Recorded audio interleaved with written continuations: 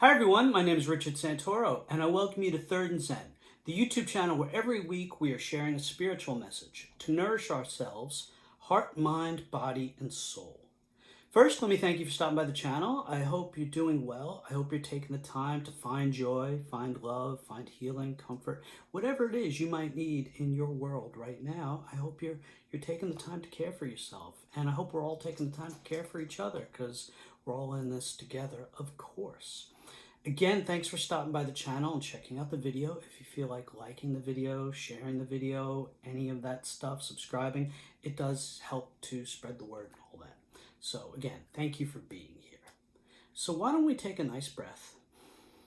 Take a moment. I'm going to invite you to get yourself into a space where you're open, where you're still, where you're available to nothing but the present moment. So let's just be present. Let's just be still. And let's get started with today's message, shall we? I would like to tell you a story about the World Trade Center. In the fall of 1946, the world had returned to a sense of peace and calm following the global events of World War II.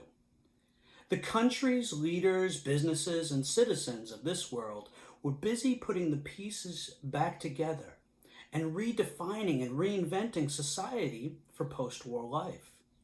America was now a superpower, steering the course of the global community, and the great city of New York, as usual, stood at the heart of it and was at the forefront of a bright future free of war and full of amazing possibilities. Rising to take the lead in New York was the Rockefeller family, a family of vast oil money and power. The builders of Rockefeller Center, Rockefeller Plaza, and Radio City Music Hall, and the founders of Chase Bank. The Rockefellers had an idea to build a great World Trade Center, a center in New York for nations and the businesses of this world to unite in one grand, vast facility. Taking the reins of this vision and goal were David and Nelson Rockefeller, the grandsons of the oil tycoon John D. Rockefeller. Both men were responsible for having the United Nations built in New York City in 1946, and both had a strong vision of downtown Manhattan as a magnificent, grand epicenter of world trade, commerce, and peace. But things of this scale don't happen overnight. Money, politics, conflicting interests, and so many other obstacles have a way of slowing such massive projects down. Not the least of which is figuring out how to build a project of the sheer magnitude that they envisioned. By the 1960s, the project was still facing challenges, but the Rockefellers would not be deterred. Years were spent hammering out the various funding and all of the vast financial issues, and finding the right architectural and engineering leadership, work crews, and logistical endless issues. It was an uphill battle, to say the least. In the fall of 1962, a firm plan seemed to be in place to build a complex unlike that which the world had never seen. An official working on the project made this suggestion in a memo. If you're going to build a great project, you should build the world's tallest building. And with that, the Rockefellers and the powers that be saw to it that nothing short of this goal would do. On March 21st, 1966, one of the greatest engineering and construction projects and feats of this or any age began. After 20 years, the dream of the Rockefellers to build a great World Trade Center was finally becoming a physical reality. In December 1970, after nearly 30 years, rising 1,360 feet into the sky, 25 stories taller than the Empire State Building, the first tenants moved into the Twin Towers of the World Trade Center, and a new era of global commerce and unity located in fantastic downtown New York City had begun. The only problem? The World Trade Center was an immediate failure. The economy of New York City in the 1970s was a disaster. The vast majority of World Trade Center office space was unleased and unrented. And the overall public opinion of the World Trade Center, well, it wasn't beloved like other New York landmarks, to say the least. The World Trade Center, whose final price tag was well over $1 billion, was losing millions with no end in sight. The dream of the Rockefellers, the massive energy, effort, and work that had been put into a global World Trade Center, was a massive failure. But then, something unexpected and extraordinary happened. Something totally out of the realm of what anybody, very least the Rockefellers, could have foreseen or planned for. A young Frenchman in Paris saw a newspaper illustration of the World Trade Center while it was being built. His name was Philippe Petit, and he was a novice high-wire walker and performer. And simply put, this young man felt called to walk his high wire from the top of one tower to the other, 133 feet across and 1,360 feet above ground. So Petit spent several years planning, preparing, and practicing for this massive feat. And at 6 o'clock in the evening, on Tuesday, August 6, 1974, Petit's plan became a reality. Petit had a group of helpers sneak into the North Tower, while he and some others snuck into the South Tower. Armed with his high-wire equipment and a bow and arrow to get his line from one tower to the other, Petit and his entourage spent all night setting up the high-wire anchors, cables, and riggings the best that they could. Early the next morning, just as the hustle and bustle of the city and the Wall Street crowd was coming to life, Petit stepped out onto the wire, 1,360 feet above the ground. And what happened from that moment forward was nothing short of miraculous. On the streets below, people were going about their early morning business and stopped in their tracks and looked up, at first by the tens, and then by the hundreds, then by the thousands, looking up in wonder and disbelief at this tiny figure, barely more than a dot in the sky, walking on air between the two towers. Now, this is where our story really takes a phenomenal turn. Walking across a 133-foot span on a high wire, 1,360 feet in the air, that is magnificent and amazing enough. But Petit was out there for a good 45 minutes. He would cross his legs and do figure eights. He would lay down on the wire and stare up at the birds. He danced. He jumped. He enjoyed the heck out of himself. On a wire. 1,360 feet in the air. A police sergeant, one of the many police officers on the scene that day, noted in his statement, "I observed a tightrope dance," because you couldn't call him a walker. Upon seeing us, he started to smile and laugh, going into a dance routine on the high wire. He went down on one knee. He laid down on the wire and, just lackadaisically rolled around on the wire. He dangled his legs over the wire while he was sitting, which was incredible. When he got to the building, we asked him to get off the wire, but instead he turned around and ran back out to the middle. He was bouncing up and down. His feet were actually leaving the wire and then would resettle back on the wire again. Unbelievable, really. Everybody was just spellbound. Well, Petit eventually did come down, and of course he was arrested and charged with 14 misdemeanors. But the police were very happy to let him bask and the adulation of an army of admiring reporters. Now, here's where the story takes another truly wonderful turn. Petit's exploits made worldwide front-page news, and he became a folk legend, especially in New York City.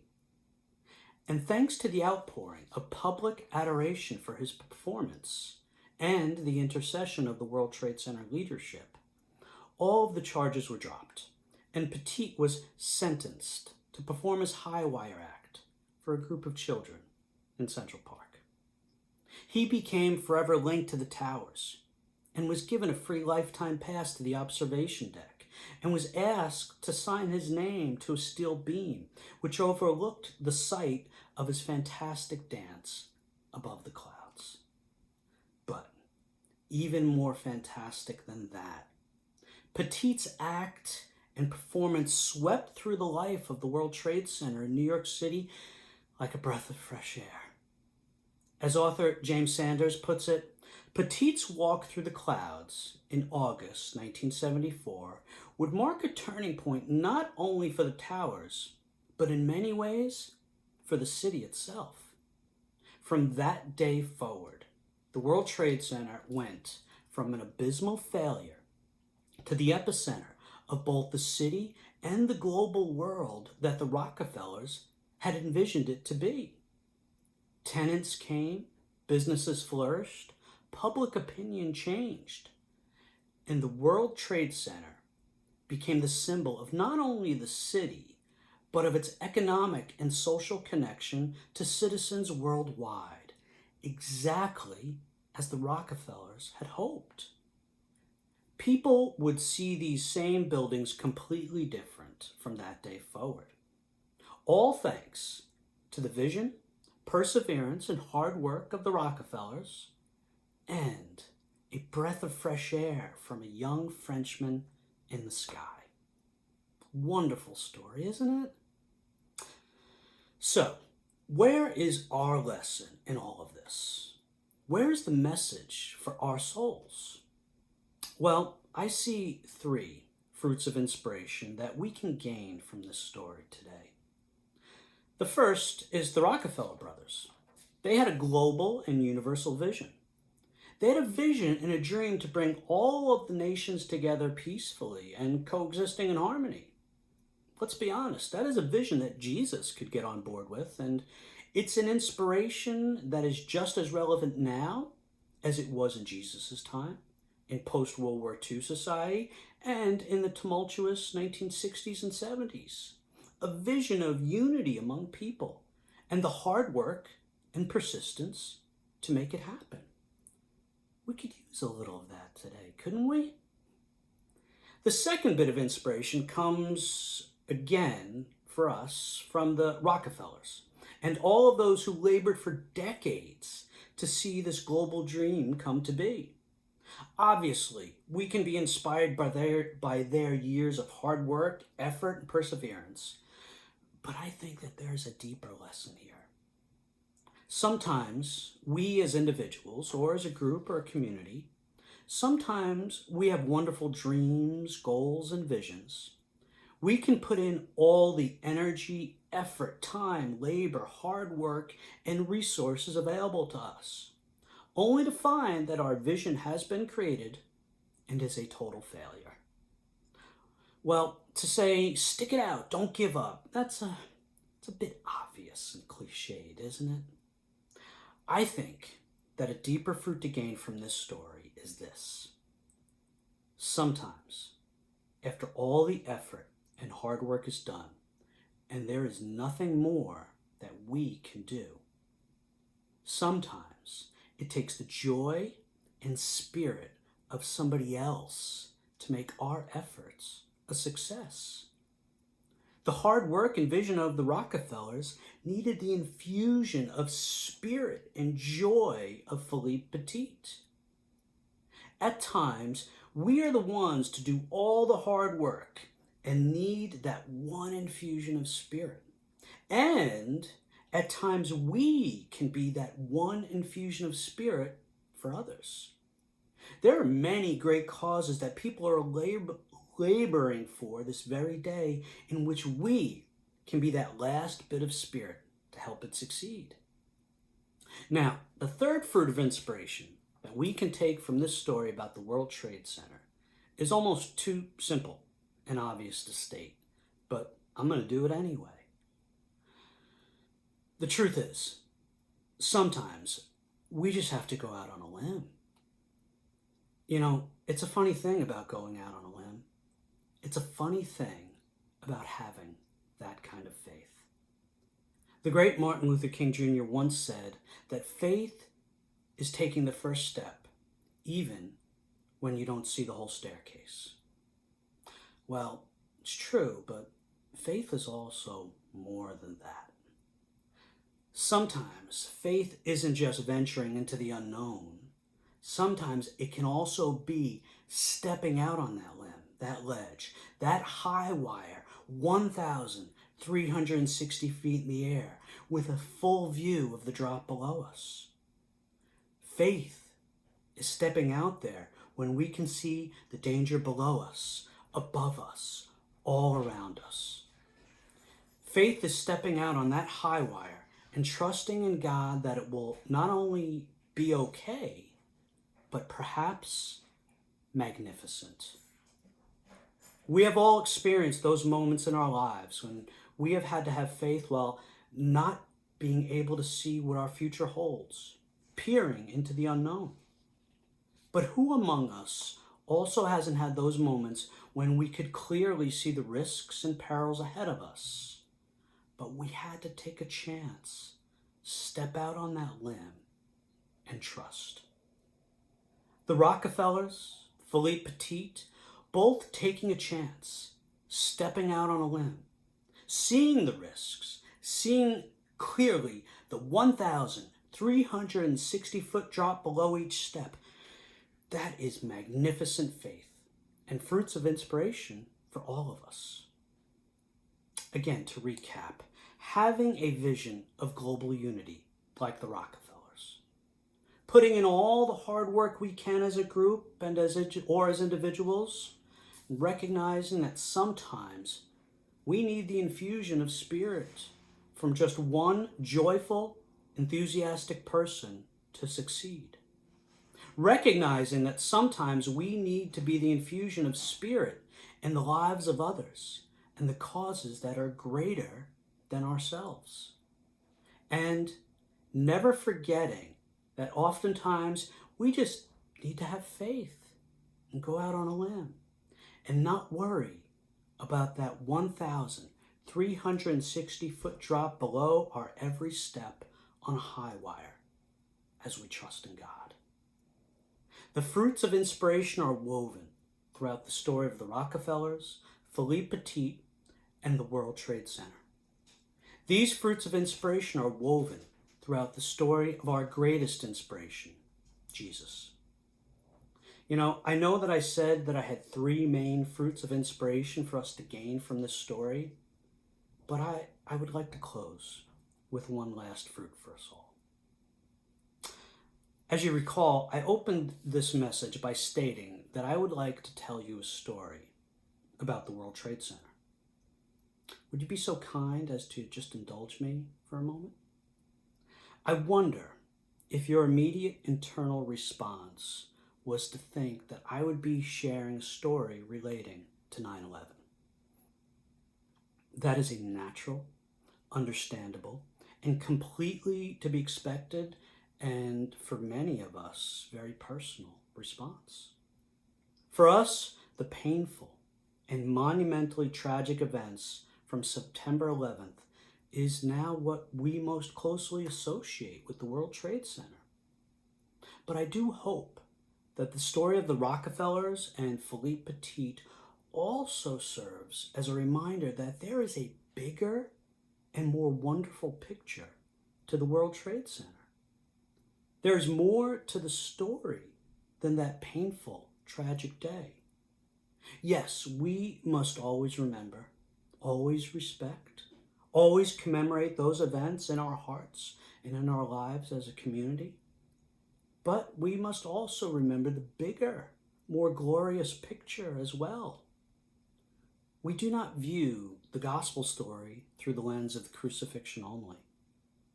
The story is only complete when we also remember the life and resurrection of Jesus. Therein lies the full inspiration, story, and good news of Jesus Christ. So too, we should always remember the vision, culmination, life, and success of the World Trade Center. And in doing so, as followers of Christ, we can aspire to achieve visions of unity among all people. We can always look for the spirit and joy of others, and can always look to be the spirit and joy for others. And like that young Frenchman, 1,360 feet in the air on a very thin wire, we can always go out on a limb and dance with faith and joy among the clouds at heavenly heights. Thanks be to God. Amen. Okay, my friends, once again, I want to thank you for stopping by the channel and checking out today's video. I do appreciate you, appreciate your presence and being here. I wish you nothing but peace and love as you go on your journey today and throughout the week and the days ahead. If you have wires, limbs to step on, go out, dance with joy as best we can. I love you all. I thank you all. Go in peace. Go with God.